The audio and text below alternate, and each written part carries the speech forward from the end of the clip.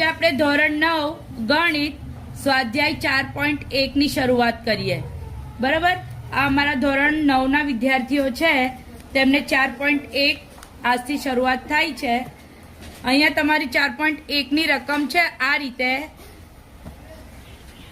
નોટબુકની કિંમત પેનની કિંમત કરતા બમણી એટલે કે 2 ગણી. આ વિધાનને દ્વિચલ સુરેખ સમીકરણના સ્વરૂપે દર્શાવો. અહીંયા તમને રકમમાં આપી દીધેલી છે કે નોટબુક x ધારવાનું છે અને બોલપેનની કિંમત y લેવાની છે આપણે. બરાબર. તો અહીંયા તમારે લખવાનું પ્રશ્ન 1 છે તમારો. રકમ હું નથી લખતી, ડાયરેક્ટ નોટબુકની કિંમત બરાબર x રૂપિયા.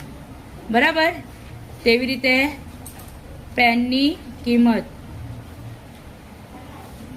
y રૂપિયા. ઓકે. હવે તમને એવું કે છે રકમમાં કે નોટબુકની કિંમત પેનની કિંમત કરતા બમણી, એટલે પહેલા તો સરખામણી કરવાની છે. શું કરવાનું છે? સરખામણી. શું કરવાનું છે? સરખામણી. તો અહીંયા x લખી દો. સરખામણી એટલે બરાબર. સરખામણી એટલે બરાબર x બરાબર y. તો અહીંયા બમણી કોણ છે? તે કે જે વસ્તુ આવી ને તેની ઓપોઝિટ સાઈડ મૂકવાની. તો અહીંયા થશે આપણું x બરાબર 2y બરાબર 0. બરાબર. તો અહીંયા આ પદ આ રીતે ના ગોઠવાય, એટલે x આ 2y છે તે આગળ આવી જશે. આ ડાબી બાજુ છે ને આ જમણી બાજુ. આ ડાબી બાજુ છે અને જમણી બાજુ. તો જ્યારે પણ કોઈ પણ પદ ડાબી બાજુથી જમણી બાજુએ અથવા જમણી બાજુથી ડાબી બાજુએ આવે એટલે નિશાની બદલાય, એ આપણને ખબર છે. તો અહીંયા જમણી બાજુએથી ડાબી બાજુ 2y આવશે એટલે માઇનસ થઈ જશે. કેવા થઈ જશે? માઇનસ. તો આ 2y = 0. આ તમારું સમીકરણ તૈયાર. બરાબર. આટલું જ કરવાનું છે. હવે બીજો પ્રશ્ન જરા ધ્યાનથી જોજો વિદ્યાર્થીઓ. તમારી રકમ આ પ્રમાણે છે.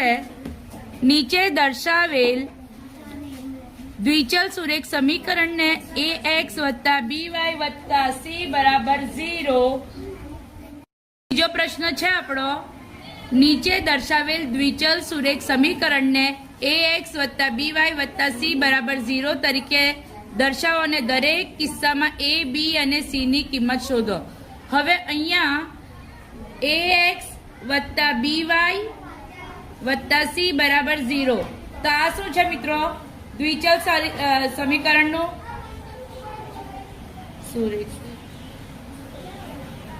સમીકરણનું પ્રમાણિત સ્વરૂપ કહેવાય. શું કહેવાય એને?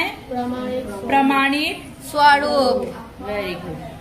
તો અહીંયા તમારે a, b અને c ની વેલ્યુ ફાઇન્ડ કરવાની છે, કિંમત શોધવાની છે.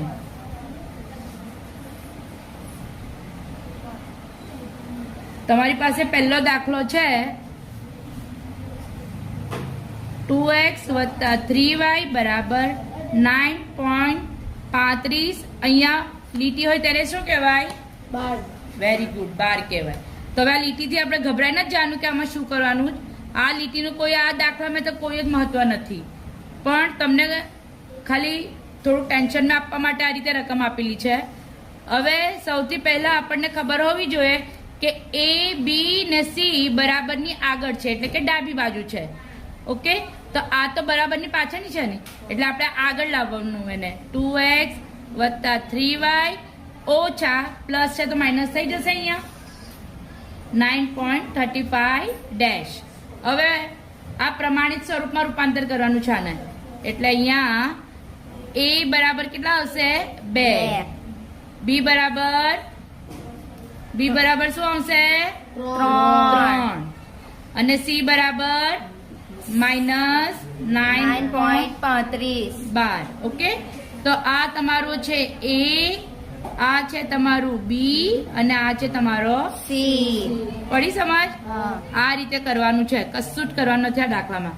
હવે બીજી રકમ આપણી પાસે છે x - y / 5 - 10 બરાબર 0. ઓકે. તો આમાં શું કરવાનું મિત્રો? પહેલા આપણે હવે આમાં શું છે બેટા? x પછી ઓછા વાય છેદમાં 5 ઓછા 10. હવે જ્યારે છેદમાં રકમ આવે તો દરેક પદને લસા ગણાય. શું કહેવાય? લસા ગણાય. તો આ લસાને આ બધા જ પદ જોડે ગુણી નાખવાના. એટલે અહીંયા x ગુણ્યા 5 ઓછાના ઓછા y છેદમાં 5 ગુણ્યા 5 ઓછા 10 ગુણ્યા 5 બરાબર 0 ગુણ્યા 5. કેમ 5? તો ભાઈ લસા 5 છે એટલે આ દરેક પદને 5 જોડે આપણે ગુણી નાખ્યા. તો 5 ને x એટલે 5x થશે. ઓછા આ 5 જાય ને આ 5 જાય એટલે અહીંયા y રહેશે. અહીંયા 5 દાન 50 અને કોઈ પણ સંખ્યાને 0 જોડે ગુણીએ તો 0. ઓકે, તો અહીંયા 5x ઓછા y ઓછા 50. તો અહીંયા પ્રમાણિત સ્વરૂપ પહેલા આપણે લખીએ ax વત્તા bx વત્તા c. કેવું પદ કહેવાય? અચલ પદ કહેવાય. કેવું કહેવાય? અચળ. હા, તો અહીંયા a ની કિંમત કેટલી છે? 5. a ની કિંમત કેટલી છે? 5. y ની કિંમત કેટલી છે? -1. કશું ના હોય તો 1 માનવાનું આપણે, ને ઓછા છે એટલે ઓછા. અને c ની કિંમત કેટલી છે? -50. અહીંયા તમારો આ દાખલો પણ પૂરો થાય છે. આપણો ત્રીજો દાખલો છે 2x વત્તા 3y બરાબર 6. ચાલો આમાં મને કહેશો શું કરવાનું છે? આમાં કઈ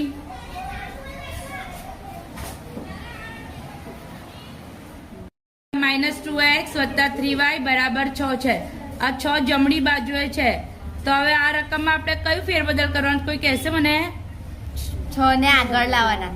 6 ને આગળ એટલે કે ડાબી બાજુએ લાવવાના. એટલે અહીંયા 2x ના 2x વત્તા 3y ના વત્તા 6 છે તે ઓછા 6. બરાબર. હવે અહીંયા a બરાબર શું થશે? ઓછા 2. b બરાબર 3. બરાબર c બરાબર -6. ઓકે, તો ધીસ ઇઝ યોર આન્સર. મેં તમને આ 3 દાખલા શીખવાડ્યા. હવે પછીના 1 2 3 4 ને 5 આ દાખલા તમે મને ગણીને બતાવો. હું જોઉં કે તમને સમજ પડી છે કે નહીં. જો ના સમજ પડે તો હું પાછું તમને શીખવાડું. બરાબર? ચાલો ગણીને આપો મને. જોયું મિત્રો, આ ધોરણ 9નું એક યુનિટ 4.1 પૂરું થાય છે. અને આ રીતે ટ્યુશનમાં મારા કામ થાય છે કે શરૂઆતમાં હું વિદ્યાર્થીઓને મારી પાસે બોલાવીને દાખલા શીખવાડું છું. એમને સમજૂતી આપું છું 1-2 દાખલાની, અને પછી તે પોતે દાખલા ગણવાના પ્રયત્નો કરે છે. અને મોટાભાગના વિદ્યાર્થીઓ જાતે જ બધા દાખલા ગણી નાખે છે. જો કેટલું સરસ લખ્યું છે એમણે, કેટલી સફાઈ છે એમના કામમાં. તો વિદ્યાર્થીઓને આ રીતે લખવાની અને દાખલા ગણવાની ટેવ પાડવી જોઈએ, જેથી કરીને તેમનું રિવિઝન પણ થઈ જાય અને એક્ઝામમાં પણ તેમને ઉપયોગી બને. જો તમને મારો આ વિડીયો ગમ્યો હોય તો લાઈક અને સબસ્ક્રાઈબ જરૂર કરો, જેથી કરીને મને આનાથી પણ સારા વિડીયો બનાવવાનું પ્રોત્સાહન મળી રહે.